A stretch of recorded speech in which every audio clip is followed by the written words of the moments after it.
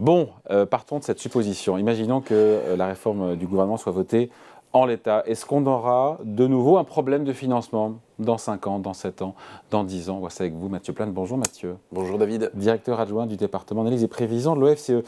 L'objectif du gouvernement a toujours été très clair, hein, c'est de rétablir l'équilibre financier de tout le système des retraites, avec ce déficit annoncé de 13 milliards d'euros en 2030 si on ne fait rien. Donc on l'a compris, relever l'âge légal de départ à 64 ans, accélérer la réforme Touraine, la durée de cotisation à 43 ans.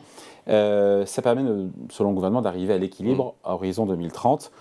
Il n'y a pas de débat là-dessus, on bouche le trou du système.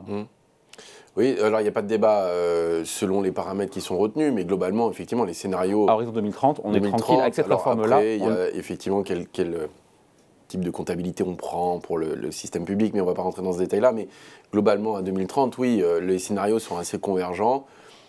Sur un déficit... Quelle que soit la situation, plus de chômage, moins de chômage... Non, alors ça, non, ça peut changer quand même pas mal, parce que... Il y a pas taux de chômage constant. À taux de chômage constant, voilà. Donc à taux de chômage constant, on arrive à cette idée qui est à peu près 0,6 points de PIB, 0,5-0,6 points de PIB de déficit sur le régime de retraite à l'horizon 2030. Si on ne fait rien. Non, c'est pas si on fait rien, si on maintient le système actuel. Voilà. C'est-à-dire qu'il y a quand même la montée en charge des durées de cotisation à 43 ans, mais là on l'accélère, donc c'est plutôt sur le régime actuel. Si la réforme est faite avec ces deux leviers, accélération de la durée de cotisation et report de l'âge légal, là en 2030 on est tranquille, quel que soit le scénario. On n'est jamais tranquille en économie, hein, c'est la base. Non mais a priori. Non, alors il faut voir comment fonctionnent les projections à l'horizon d'une dizaine d'années. Hein. On parle d'ailleurs plutôt de projection que de prévision. Hein. C'est quand même 2030, c'est pas 10 ans, là pour le coup c'est 7 ans. Oui, 7 ans. Un horizon, on va dire, qui est au-delà du moyen terme, on commence à être dans le long terme. C'est qu'on est obligé de prendre des hypothèses un peu techniques. Qui ne se vérifient pas toujours. Je me rappelle Philippe Martinez qui était sur ce plateau, secrétaire général de la CGT, me disait le corps, il y a 10 ans, il disait que dans 10 ans, donc aujourd'hui, on serait en déficit. Or, le régime est en excédent de 2 ou 3 milliards d'euros des retraites. Oui, parce qu'on a beaucoup d'emplois, aussi se planter, beaucoup de cotisations en ce moment. On le voit bien, d'ailleurs, y compris, ça a été problématique pour Emmanuel Macron. En 2017, quand il arrive dans sa campagne présidentielle, il n'a pas du tout pour objectif de faire une réforme budgétaire des retraites. Hein. Il a pour objectif une réforme structurelle du système complet des retraites, avec le régime universel. Donc il n'y a pas de question budgétaire. Alors là, il a basculé complètement sur une réforme différente qui est purement paramétrique et budgétaire. Parce que le corps montre qu'à l'horizon des prochaines années, notamment si on prend 2030, on a un déficit des régimes de retraite. Donc, on rappelle juste le corps, on cite souvent le corps, Conseil d'orientation des retraites, émanation de Matignon. Oui, et dans lequel on retrouve Jospin. Ouais. Et donc dans lequel on retrouve plein d'experts. Plein d'experts, des partenaires sociaux. Apolitiques. Et les partenaires sociaux, c'est un travail qui est très sérieux, alors qui est important, mais qui crée un zoom très important sur la question des retraites. On n'a pas l'équivalent, par exemple, sur la question de la santé ou d'autres éléments, alors surtout de la protection sociale. Mais du coup, effectivement, ça permet de donner un cadre, mais qui évolue ce cadre. Hein, et donc, il faut bien avoir ça en tête, c'est qu'en 5 ans, effectivement, les projections ont changé, il y a des chocs macroéconomiques, et après, il y a des hypothèses sous-jacentes. Alors, la démographie est assez bien connue, on a des projections de l'INSEE, mais après, il y a toutes les composantes économiques autour de la démographie. Et donc, 2030, si on fait la réforme telle qu'elle est voulue par le gouvernement, on est tranquille en 2030, il n'y a plus de déficit. Alors, est-ce qu'il y a encore une discussion, un aléa? Non, alors, il y a deux choses. Hein, c'est que, et ça, il faut vraiment bien le comprendre, c'est que cet équilibre-là est permis s'il y a le recul de l'âge légal, d'accord, de 2 ans, avec une montée en charge à 43 ans plus rapide que prévu, et une baisse du chômage. Ça, c'est à 4,5. Je suis sûr que vous le saviez. Mais oui, je suis genre étonné. Et l'écart, d'ailleurs, si on n'a pas 4,5 de chômage, le taux de chômage en 2030, c'est 7 milliards de plus. C'est ça, c'est 7 milliards. Oui, il a préparé un peu. Et oui, il a quand même préparé, il fait étonner, mais il le savait. Il le sait toujours. Il le sait toujours, il est bien informé. Mais, et donc, du coup, c'est là l'enjeu qui a peut-être été assez peu discuté en réalité. C'est qu'on a Parce que 4,5 taux de chômage, pardon, en 2030. Ça ne s'est pas vu depuis. Ça ne s'est jamais vu, quoi. Si. Même vous n'étiez pas né. Non, je n'étais pas né. Vous sûrement, mais. Non. Non, je rigole, mais on a le même âge en plus. Mais c'est la fin des années 60, début des années 70, donc c'est un scénario de plein emploi, comme on le souhaite tous, hein, bien sûr. Mais il faut avoir ça en tête, c'est-à-dire que ça crée un choc démographique important, ce recul de l'âge légal. Si vous prenez les projections actuelles, hein, plus la réforme, on a presque 1 million d'actifs seniors supplémentaires dans les 10 prochaines années. Et ça veut dire les absorber et en même temps faire baisser le chômage des autres catégories. Hein. Donc ça veut dire un scénario non, qui mais est quand ça même veut dire qu'en 2030, même si la réforme telle qu'elle est voulue par le gouvernement, sans la bouger parce qu'il y a des mobilisations et tout, on verra ce qui va se passer dans les prochaines semaines, si on a 7% de chômage en 2030, on n'est plus à l'équilibre parce qu'une partie des 18 milliards d'euros censés être économisés grâce à la réforme du gouvernement, il y en a 4 au minimum qui vont dans les mesures d'accompagnement, les pensions, les carrières longues. Donc on ne sera pas, dans ces cas-là, si on a 7% de taux de chômage, on sera en déficit en 2030. Si effectivement, dans les 18 milliards, on réinjecte 5 milliards comme il est prévu, de façon à être à l'équilibre, et donc il manquera 5-6 milliards. Donc on ne sera pas à l'équilibre en 2030. Voilà, 5-6 milliards à l'horizon 2030, on est dans l'épaisseur du trait, mais c'est vrai que du coup, ça conditionne... Le gouvernement nous dit l'équilibre. Oui, je suis d'accord. Alors, ce que dit pas le gouvernement, et ça c'est quand même assez intéressant aussi, c'est qu'il y a un effet de vase communicant sur les questions de marché du travail et notamment l'assurance chômage. Parce que si on a 4,5%, il faut l'expliquer simplement. Si on a 4,5% de taux de chômage, ça veut dire qu'on a 1 million de chômeurs en moins, à peu près. Et 1 million de chômeurs en moins, vous baissez quand même de 40% les dépenses d'allocation chômage. Donc il faut savoir qu'aujourd'hui, on a un excédent attendu du côté de l'assurance chômage. Et donc dans un scénario comme ça, on aurait des excédents qui sont colossaux du côté de l'assurance chômage. Ce qui serait quand même assez intéressant. C'est-à-dire qu'on aurait l'équilibre. Pourquoi il n'en parle pas, le gouvernement? C'est une bonne nouvelle, ça. Oui, c'est une très bonne nouvelle.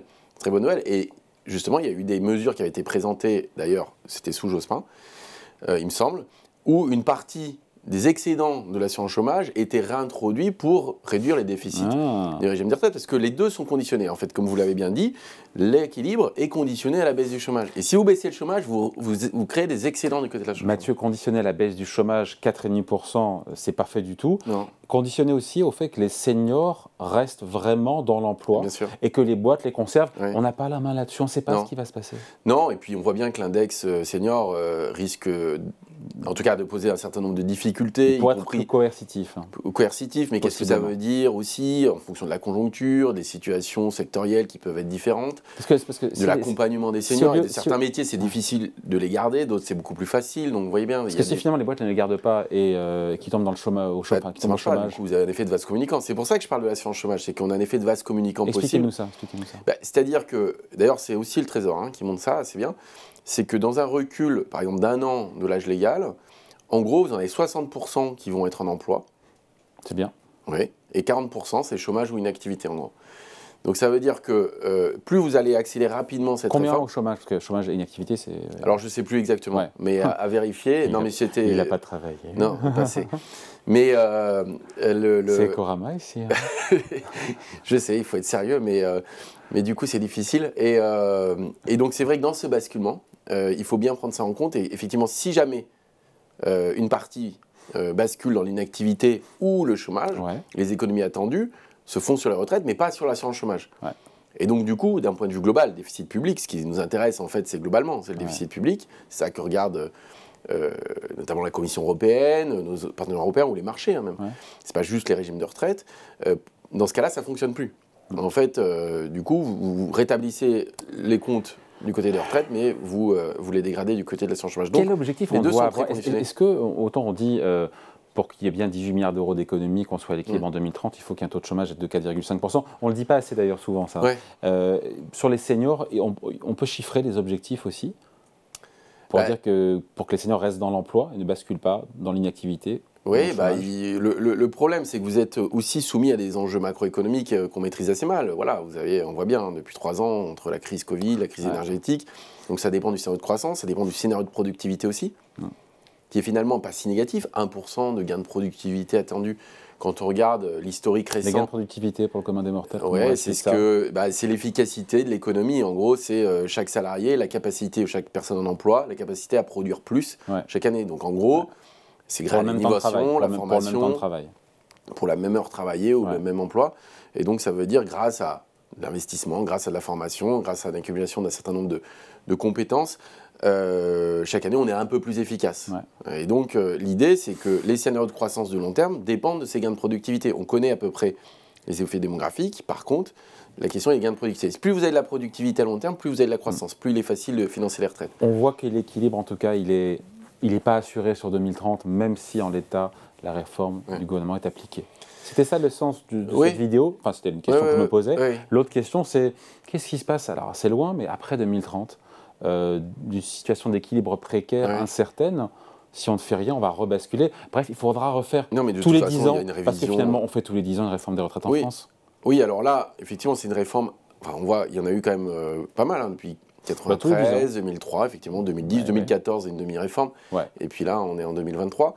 C'est vrai qu'on a des réformes, mais qui sont liées aussi à la nouvelle situation économique et sociale, hein, qu'on va regarder de façon assez nette.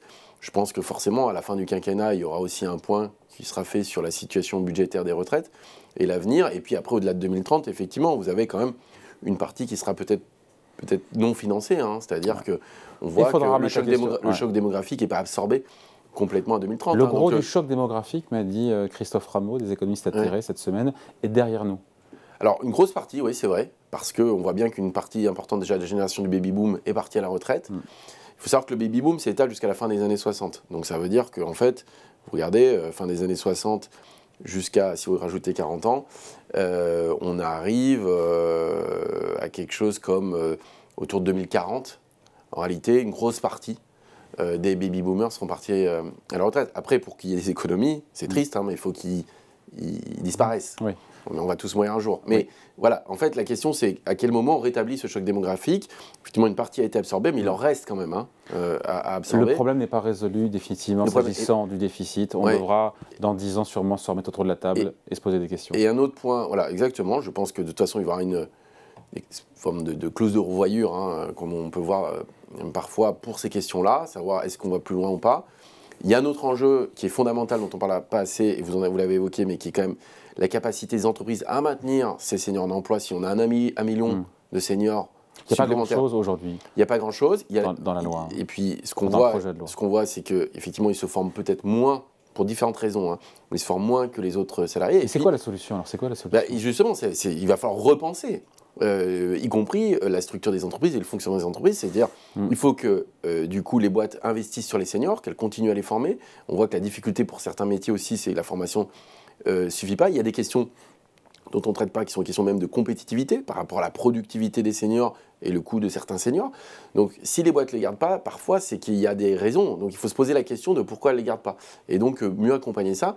Je veux dire, là, on est tous trop dans une réflexion mécanique et presque comptable des choses, alors qu'en réalité, il y a des enjeux de marché du travail et d'entreprise, y compris de compétitivité, qui sont extrêmement importants. Et pourtant, c'est le sujet principal, et on n'en parle finalement que très peu. Non, parce que le corps fait finalement des projections qui sont extrêmement intéressantes, mais qui sont assez mécaniques. Mais par contre, il faut voir l'application de tout ça, qu'est-ce que ça donne. C'est une belle mécanique, ce Mathieu Plane. Intellectuel, je parle évidemment. Mathieu Plane, directeur adjoint du département des prévisions de l'OFCE. Merci beaucoup. Merci David. Salut.